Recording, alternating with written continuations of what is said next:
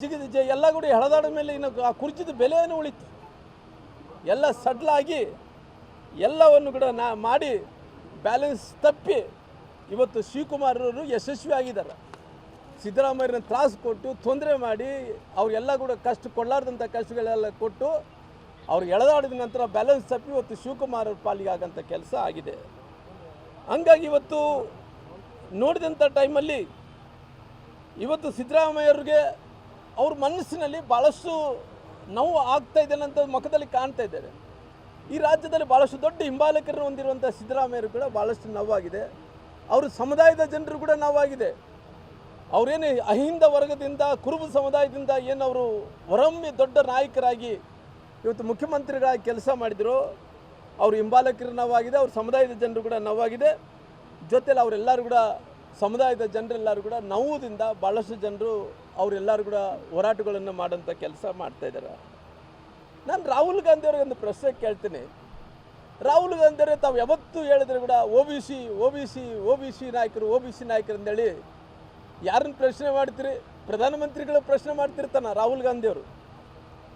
ರಾಹುಲ್ ಗಾಂಧಿಯವರು ಪ್ರಶ್ನೆ ಮಾಡೋದೇನೆಂದರೆ ಮೋದಿಯವ್ರ ಕ್ಯಾಬಿನೆಟಲ್ಲಿ ಎಷ್ಟು ಮಂದಿ ಒ ಬಿ ಸಿಗಳಿದ್ದಾರೆ, ಆ ಒ ಬಿ ಸಿಗಳು ಯಾರ್ಯಾರು ಇದ್ದಾರೆ ಅಂತೇಳಿ ನೋಡೋಂಥ ಕೆಲಸ ಮಾಡ್ತಾರೆ, ಅದ್ರ ಬಗ್ಗೆ ಹೇಳಿಕೆಗಳನ್ನು ಕೊಡೋಂಥ ಕೆಲಸ ಮಾಡ್ತಾನೆ. ನಂತರ ನೀವು ನೌಕರಿ ತೊಗೊಂಡಂಥ ಟೈಮಲ್ಲಿ ಸೈನಿಕರಲ್ಲಿ ನಾವು ಏನನ್ನ ನೀವು ಒ ಬಿ ಸಿಗಳನ್ನ ಎಷ್ಟು ಮಂದಿ ತೊಗೊಂಡಿರ ಅಂತ ಹೇಳ್ತಾರೆ.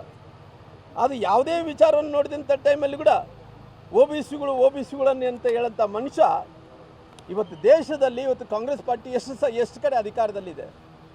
ಆ ಅಧಿಕಾರದಲ್ಲಿದ್ದಂಥ ಒಬ್ಬೇ ಒಬ್ಬ ನಾಯಕ ಅಂದರೆ ಏಕಮಾತ್ರ ನಾಯಕ ಒ ಬಿ ಸಿ ನಾಯಕ ಸಿದ್ದರಾಮಯ್ಯನವ್ರನ್ನ ಇವತ್ತು ಕಾಂಗ್ರೆಸ್ ಪಾರ್ಟಿ ಮುಖ್ಯಮಂತ್ರಿ ಸ್ಥಾನದಿಂದ ಕೆಳಗಿಳಿಸೋಂಥ ಕೆಲಸವಾಗಿದೆ.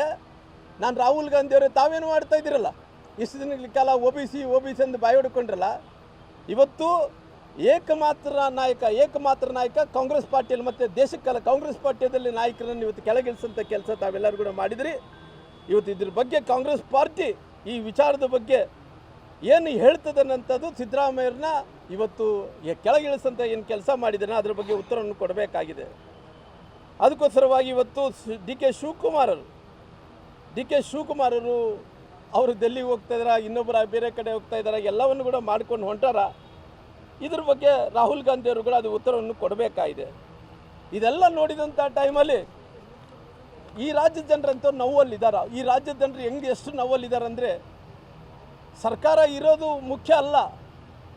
ಈಗ ಸಿದ್ದರಾಮಯ್ಯರು ಬದಲಾವಣೆ ಆಗಿದ್ದಾರೆ ಅನ್ನೋಂಥ ನೋವು ಇದ್ದರೆ ಕೂಡ ಈ ಕಾಂಗ್ರೆಸ್ ಪಾರ್ಟಿನೇ ತೊಲಗಬೇಕು ಈ ರಾಜ್ಯದಿಂದ ಅನ್ನೋಂಥ ಸಂಕಲ್ಪವನ್ನು ಈ ರಾಜ್ಯದ ಜನರು ಮಾಡಿರೋ ಕಾರಣ ಮುಂದಿನ ದಿನಗಳಲ್ಲಿ 28ಕ್ಕೆ ಭಾರತೀಯ ಜನತಾ ಪಾರ್ಟಿ ಸರ್ಕಾರ ಬರುತ್ತೆ.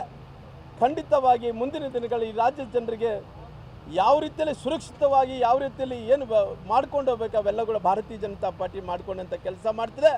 ಇವತ್ತು ಸಿದ್ದರಾಮಯ್ಯವ್ರನ್ನ ಒ ಬಿ ಸಿ ನಾಯಕರನ್ನ ಕೆಳಗಿಳಿಸಿ ಭಾಳ ದೊಡ್ಡ ತಪ್ಪನ್ನು ಮಾಡೋಂಥ ಕೆಲಸ ಕಾಂಗ್ರೆಸ್ ಪಾರ್ಟಿ ಮಾಡಿದೆ. ಇವತ್ತು ಸಿದ್ದರಾಮಯ್ಯರಿಗೆ ನೋವು ತರೋಂಥ ಕೆಲಸ, ಅವರ ಅಭಿಮಾನಿಗಳಿಗೆ ನೋವು ತರೋಂಥ ಕೆಲಸ, ಅವ್ರ ಸಮುದಾಯಕ್ಕೆ ನೋವು ತರೋಂಥ ಕೆಲಸ ಕಾಂಗ್ರೆಸ್ ಪಾರ್ಟಿ ಮಾಡ್ಕೊತ ಬಂದಿದೆ. ಬಳ್ಳಾರಿ ಜಿಲ್ಲೆಯಲ್ಲಿ ನಾನು ಸುರೇಶ್ ಬಾಬು ಅವರು ಹೇಳ್ತಾ ಇದ್ರು, ನಮ್ಮ ಗೋವಿಂದರಾಜ್ ಹೇಳ್ತಾ ಇದ್ರು, ಬಹುಶಃ ಇಡೀ ಕರ್ನಾಟಕದಲ್ಲಿ ಕಲ್ಯಾಣ ಕರ್ನಾಟಕ ಭಾಗದಲ್ಲಿ ಸಿದ್ದರಾಮಯ್ಯವ್ರಿಂದನೇ ಎಲ್ಲ ಶಾಸಕರು ಗೆದ್ದಿರೋಂಥದ್ದು ನಮ್ಮ ಜಿಲ್ಲೆಯಲ್ಲಿ. ಬಹುಶಃ ಸಿದ್ದರಾಮಯ್ಯರು ತೆಗೆದ್ರೆ ಕಾಂಗ್ರೆಸ್ ಪಾರ್ಟಿ ಏನಿಲ್ಲ. ಇವತ್ತು ಸಿದ್ದರಾಮಯ್ಯದಿಂದ ಪಾರ್ಟಿಯಿಂದ ಸಿದ್ದರಾಮಯ್ಯರಂದ್ರಿಗಿನ ಕಾಂಗ್ರೆಸ್ ಪಾರ್ಟಿಗೆ ಸಿದ್ದರಾಮಯ್ಯರಿಂದ ಕಾಂಗ್ರೆಸ್ ಪಾರ್ಟಿ ಆಗಲಿ, ಕಾಂಗ್ರೆಸ್ಸಿಂದ ಸಿದ್ದರಾಮಯ್ಯರನ್ನಲ್ಲ. ಅವರು ಫೋಟೋ ಹಿಡ್ಕೊಂಡು ಎಲ್ಲರೂ ಕೂಡ ಗೆಲ್ಲುವಂಥ ಕೆಲಸ ಮಾಡಿ ಎಲ್ಲ ಶಾಸಕರು ಮತ್ತೆ ಅದೇ ಶಾಸಕರಿಗೆ ಹೋಗಿ ಮತ್ತು ಇವತ್ತು ಯಾರು ಮುಖ್ಯಮಂತ್ರಿ ಆಗ್ತಾರೆ ಅವ್ರನ್ನ ಮೆಚ್ಚಂಥ ಕೆಲಸ ಆಗ್ತಾಯಿದೆ.